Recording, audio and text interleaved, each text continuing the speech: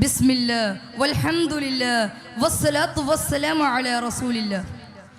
ബഹുമാനാദരവുകൾ നിറഞ്ഞ ഉസ്താദുമാരെ, വിധികർത്താക്കളെ, സ്നേഹം നിറഞ്ഞ വിദ്യാർത്ഥിനികളെ, അശാന്തിയുടെയും അക്രമത്തിൻ്റെയും കരളാസ്തങ്ങളിൽ മുങ്ങിയിരുന്ന ഒരു സമൂഹത്തെ സ്നേഹത്തിൻ്റെയും സാഹോദര്യത്തിൻ്റെയും വെള്ളി വെളിച്ചത്തിലേക്ക് കൈപ്പിടിച്ച് നടത്തിയ മുത്ത് റസൂൽ സല്ലല്ലാഹു അലൈഹി വസല്ലമ തങ്ങളുടെ 1500-ാം ജന്മദിനത്തോട് വിവിധ പരിപാടികൾ നടക്കുന്ന ഈ വേദിയിൽ ചില പ്രധാന വിഷയങ്ങൾ സംവദിക്കാം.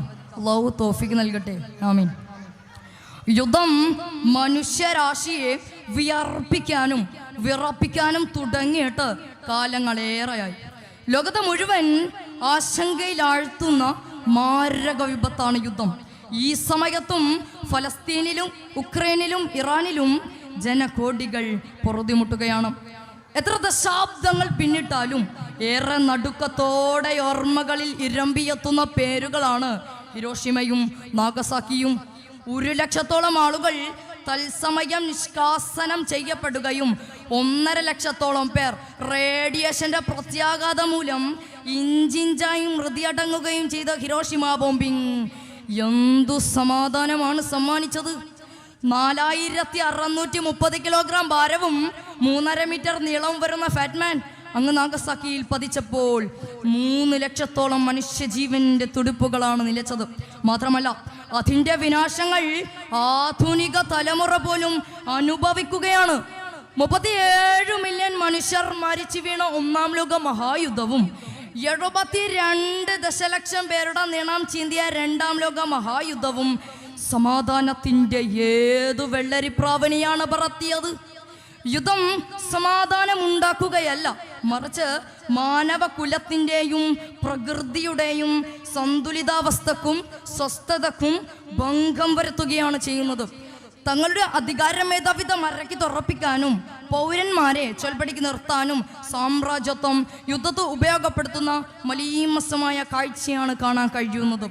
അതിലുപരി വൻതോതിലുള്ള ആയുധ വിപ്ലവത്തിലൂടെ തങ്ങളുടെ സാമ്പത്തിക നേട്ടമാണ് പല ഭരണകൂടങ്ങളും ലക്ഷ്യമാക്കുന്നത്. അമേരിക്കയും ഇസ്രായേലും തുടങ്ങിയ യുദ്ധക്കൊതിയന്മാരാണ് മിക്ക സംഘർഷങ്ങളുടെയും പിന്നിലെ ദുഷ്ടലാക്കുകാർ. ദേശീയതയുടെയും രാജ്യസുരക്ഷയുടെയും പേരിൽ മറ്റു രാഷ്ട്രങ്ങളുടെ മേൽ അധികാരം സ്ഥാപിക്കാൻ സാമ്രാജ്യത്വം ആ യുദ്ധങ്ങൾക്ക് മൂർച്ച കൂട്ടുന്ന തിരക്കിലാണ്.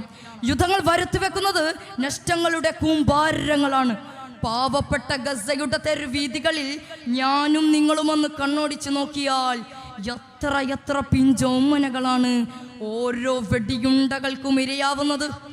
മൃതിയടങ്ങുന്നവരെ അക്കക്കണക്കുകൾക്കപ്പുറം അഗമിച്ഛേദം സംഭവിച്ച 1000ങ്ങളുടെ അർത്ഥനാദങ്ങൾ ആരെങ്കിലും അറിയുന്നുണ്ടോ? നിലംപരിശായ ഭവനങ്ങളിൽ നിന്നും പ്രാണരക്ഷാർത്ഥം അഭയാർത്ഥി ക്യാമ്പുകളിലെത്തി നരകതുല്യമായ ജീവിതം നയിക്കുന്നവർ, അന്നവും അറിവും മുറിവിനുള്ള മരുന്നും നിഷേധിക്കപ്പെട്ട് തെരുവിലലയുന്ന ബാല്യകുമാരങ്ങൾ.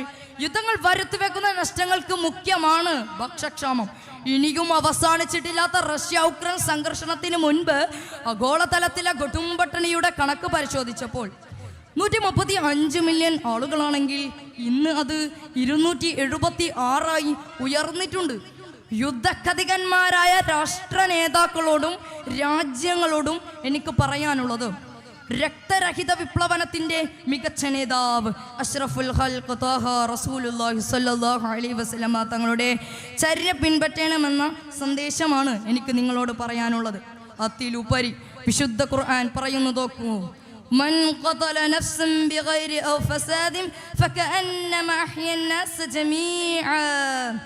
എത്ര മഹത്തരമാണ് പരിശുദ്ധ ഖുർആനിൻ്റെ ബോധനം. യുദ്ധരഹിതവും സമാധാനപൂർണവുമായ നല്ല നാളുകൾ സാർത്ഥകമാക്കാൻ ഏവർക്കും സ്വപ്നങ്ങൾ നെയ്യാം, പ്രാർത്ഥിക്കാം, പ്രവർത്തിക്കാം. അല്ലാഹു തൗഫീഖ് നൽകട്ടെ. അസ്സലാമു അലൈക്കും വറഹ്മത്തുള്ളാഹി വബറകാതുഹു.